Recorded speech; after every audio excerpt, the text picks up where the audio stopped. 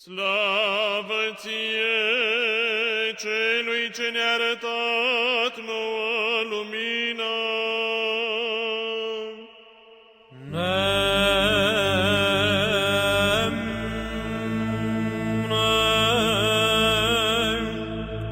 Slavă întru cei de sus lui Dumnezeu și pre pământ pace, întru oameni bunăvoire. Laudăm de bine, te cuvântăm, închinăm ție, slăvim-te, mulțumim ție, pentru slava ta cea mare. Doamne, Împărate, Ceresc Dumnezeule, Părinte atotțitorule, Doamne, Fiule, unule născut, Iisuse Hristoase și Duhule Sfinte, Doamne, Dumnezeule, mielușelului Dumnezeu, Fiul Tatălui, Cel ce ridici păcatul lumii, miluiește-ne pre noi, Cel ce ridici păcatele lumii, primește rugăciunea noastră, Cel ce șezi de-a dreapta Tatălui și ne miluiește pre noi, că Tu ești unul sfânt, Tu ești unul Domn Iisus Hristos, într-o slava lui Dumnezeu Tatăl, amin. În toate zilele bine te vom cuvânta și vom lăuda numele Tău în veac și în veacul veacului. Învrednicește-ne, Doamne, în ziua aceasta, fără de păcat, să ne păzim noi. Bine ești cuvântat, Doamne, Dumnezeul părinților noștri, și lăudat și preamărit este numele Tău în veci, amin.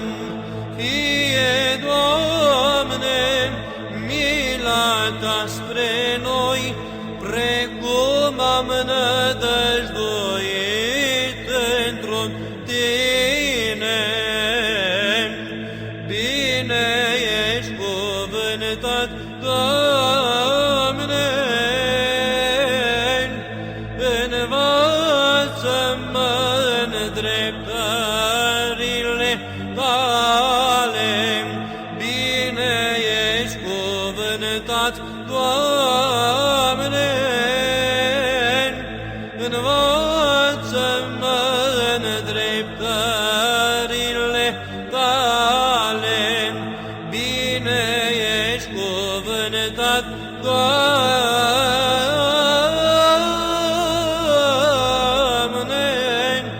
învață-mă în dreptările Tale. Doamne, scăpare Te-ai făcut nouă în neam și în neam.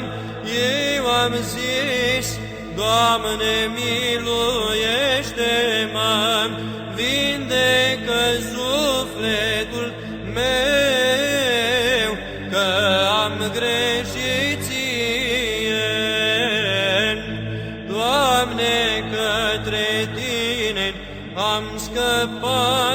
învață-mă să fac voia ta, că Tu ești Dumnezeul meu, că la Tine este izvorul vieții, pentru lumina Ta vom vedea lumină.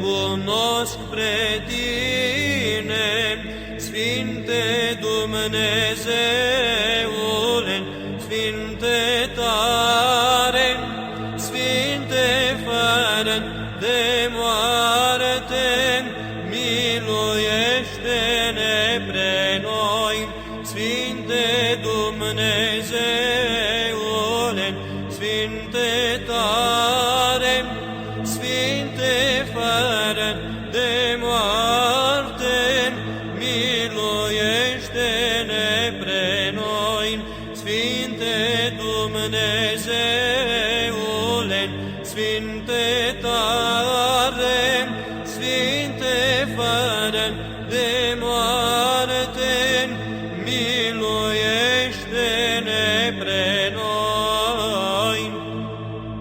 Slavă Tatălui și Fiului și Sfântului Duh, și acum și pururea și în vecii vecilor.